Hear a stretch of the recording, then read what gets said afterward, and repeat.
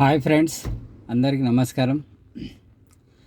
21 ఇయర్స్కే political entry Jio ఏదైతే మన తెలంగాణలో ప్రవేశపెడుతుండో గౌరవ రేవంత్ రెడ్డి గారు ముఖ్యమంత్రి, మళ్ళా 21 ఇయర్స్కు ఎంట్రీ, పొలిటికల్ ఎంట్రీ ఆ జియో వెనుక ఎవరికి లాభం ఉంది, ఎవరు దానివల్ల లబ్ధి పొందుతున్నారు, అసలు ఆ జియో ఎవరి గురించి తీసుకొస్తుండ్రు అనే విషయం మీ అందరికీ తెలుసు. కొద్దిగా ఆలోచించండి, అర్థమవుతుంది. ఈ వీడియోని పూర్తిగా వినండి, షేర్ చేయండి, లైక్ చేయండి, ఓకేనా?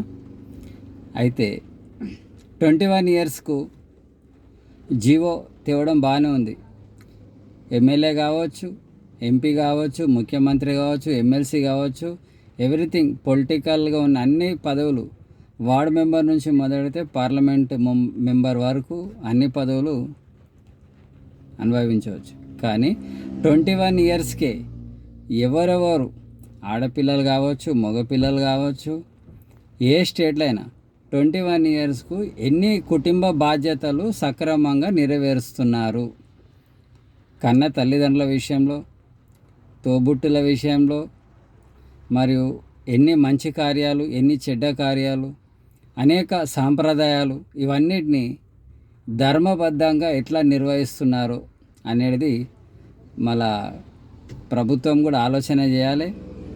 మనం 21 ఇయర్స్ గురించి ఎవరైతే ఈ జీవో వెనుక ఎవరైతే సూత్రధారి ఉన్నాడో వాళ్ళు కూడా ఆలోచించాలి.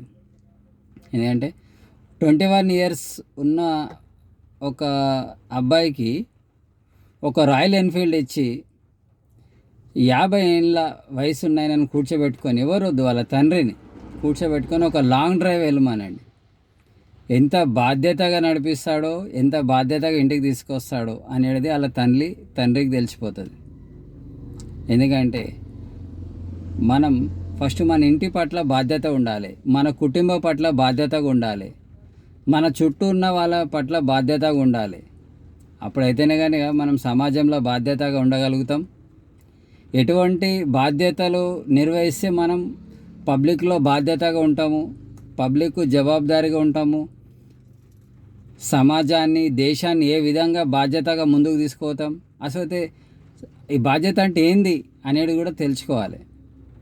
ఎందుకంటే ఒక గ్రామాన్ని పరిపాలించాలన్నా, ఒక నియోజకవర్గాన్ని పరిపాలించాలన్నా, రాష్ట్రాన్నైనా దేశాన్నైనా పరిపాలించాలంటే 64 కళలు ఉండాలి, బాధ్యతలు ఉండాలి, మేధావి వర్గం ఉండాలి, మేధస్సు ఉండాలి. కాబట్టి ఈ జీవో వెనుక ఎవరికైతే బాగా లబ్ధి ఉందో, ఈ జీవో వెనుక ఎవరైతే సూత్రధారు ఉన్నారో వాళ్ళందరూ మీకు తెలుసు. మీరు కరెక్ట్, మీ ఆలోచన ఎవరు అయితే ఆలోచిస్తారో ఆ పర్సనే, వాళ్ళ గురించే ఈ జీవో, దాని గురించి ఈ యొక్క జీవోని అమలు చేయడం జరుగుతుంది. రేవంత్ అన్నది ఐడియా కాదు, ఇది రేవంత్ అన్నకు ఇచ్చే గైడ్లైన్స్. ఆ సూత్రధారి ఒక్కరు కాదు సుమా, చాలామంది ఉన్నారు, అది మీకు కూడా తెలుసు, వాళ్ళ పేర్లతో సహా. కాబట్టి అందరూ కూడా ఆ జీవో అమలు ఎందుకు అవుతుంది, ఎందుకు గురించి చేస్తున్నారు, అసలు ఈ ప్రస్తావన ఎందుకు వచ్చింది అనేది ఒక బాధ్యతగా ఆలోచించండి. అర్థం మీకే అవుతుంది, వాళ్ళు ఎవరో మీకే తెలుస్తుంది. భారత్ మాతాకి జై.